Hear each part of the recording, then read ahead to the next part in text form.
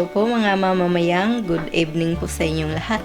Ngayong gabing ito ay meron po tayong bisita na si Mama Yeps na naman po ulit. At meron po siyang gagawin na bagong recipe, ituturo po niya sa inyo. Hello po Mama Yeps. Hello po sa inyong lahat. Ngayong gabing ito ay gagawa po tayo ulit ng panibagong flavor ng ating ice candy. Ang tawag po dito ay Mango Tapioca Pearl Ice Candy. So, ito na po yung ating mga ingredients. Meron po tayong hinog na mangga. Ito 2 piraso. Tapos, ito namang ginawa ko siyang maliliit na cubes. 1 piraso yan. Ihahalo po natin yan mismo mamaya sa ating mixture ng ice candy. 1/2 cup ng ating tapioca flour. 1/2 cup ng white sugar. 2 lata ng all-purpose cream. Condensed milk. Evaporated milk.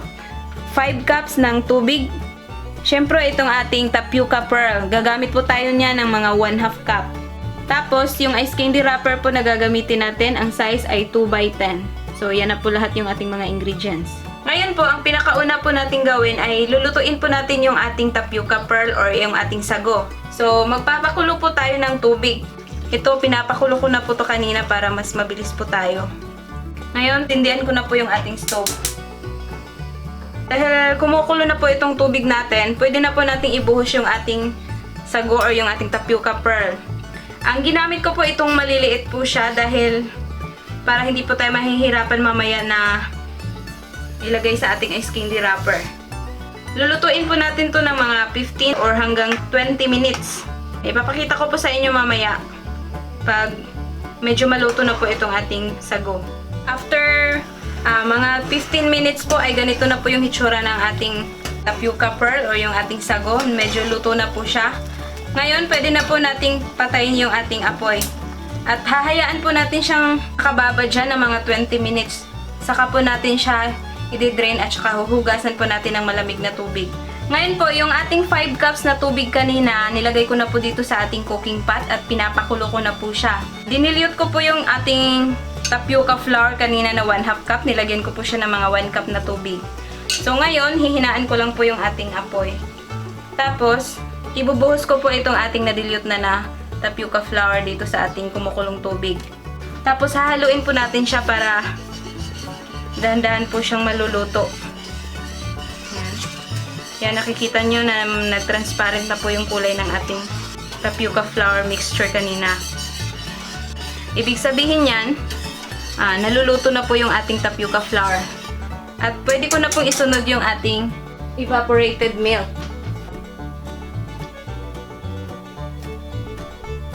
Haluin lang po natin.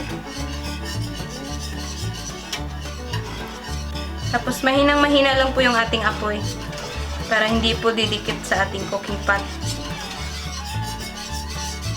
Sunod ko pong ilagay itong ating all-purpose cream. Haluin natin ulit. Ngayon, ilagay ko na po itong ating 1/2 cup na sugar. Yan, hahaluin din po natin para matunaw yung ating sugar.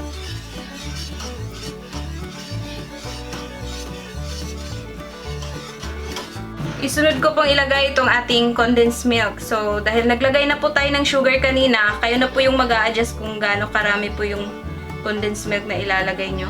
Depende na po yan sa tamis na gusto nyo. Yan, i-adjust pa natin yan mamaya pag naihalo na po natin yung ating mangga. So ngayon, ready na po ito. Ililipat ko lang po siya sa isang malaking lalagyan para mapapalamig na po natin. Ngayon po, ibubuhos ko na po itong ating mixture kanina. Ng ating tapioca flour. Yan, hahayaan lang po natin itong lumamig. Hahaluin po natin siya paminsan-minsan para hindi siya sticky. At mabilis po natin siyang mapapalamig. Ngayon po ay i-drain na po natin itong ating sago. Yan, nakikita nyo after natin siyang nababad, nawala na po yung kanyang puti sa gitna. So ngayon, i-drain po natin siya.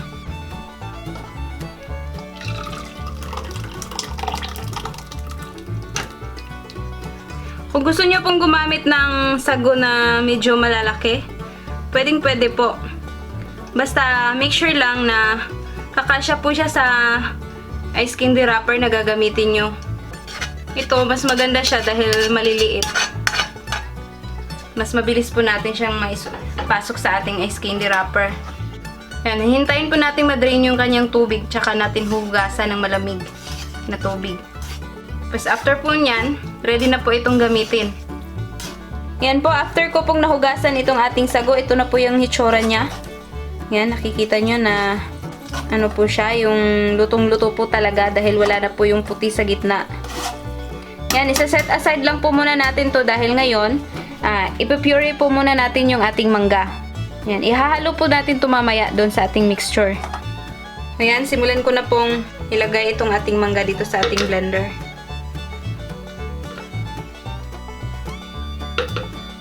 Kung may mahanap naman po kayo na yung sago nasa jar na siya or yung ready to use na, yung luto na, mas maganda po hindi na po kayo magluluto or hindi nyo na po lulutuin yung sago. Mas mabilis po. Pero kung wala, meron naman pong nabibili na mga tapioca pearl na tulad nung ginamit natin. Yung ginamit po natin, may kulay po yan. Pwede rin po yung clear lang, yung puti lang na kulay ng sago. Ngayon, i-blend na po natin.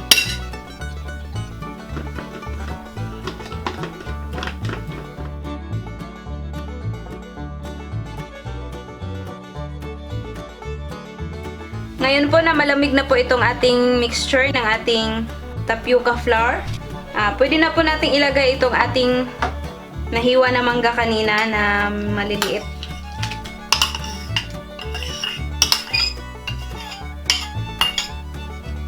Tapos isunod ko po itong ating na-puree na kanina.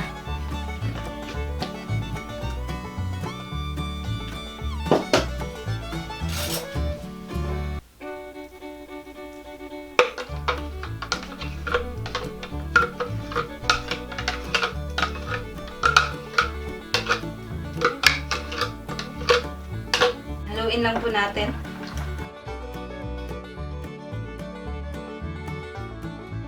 Ngayon, isunod ko po itong ating tapioca pearl.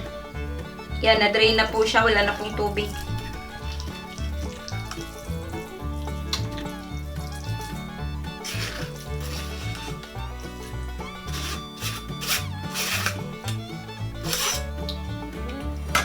Haluin po natin ng mabuti dahil nagdikit-dikit po siya para mahihiwalay po natin yung tapioca pearl. Yan, maganda po pag yung gagamitin na sago ay yung medyo may mga kulay, iba't ibang kulay. Dahil nakakainganyo po sa mga bata, lalo na pag ibebenta nyo. Magugustuhan ng mga bata dahil may iba't ibang kulay. Ngayon, ready na po itong balutin natin. So, ihahanda ko lang po yung ating gagamitin para maibalot na po natin.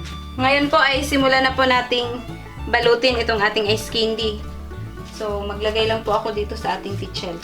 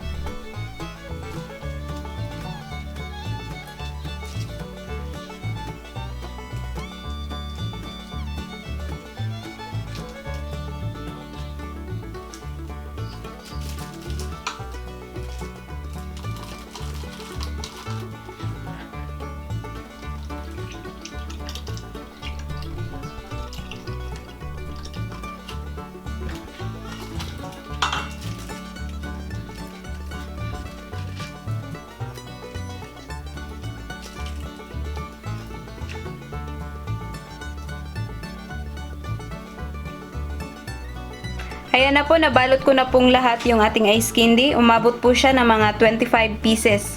So ngayon, ready na po itong ilagay natin sa ating freezer. After 8 or hanggang overnight, ay pwede na po itong kainin. So ipapakita po namin sa inyo pag matigas na po itong ating ice candy. Ito na po mga mamamayang ang ating mango tapioca pearl ice candy na ginawa po ng ating napakagaling na si Mama Yeps. Sana po ay subukan nyo ang reseping ito.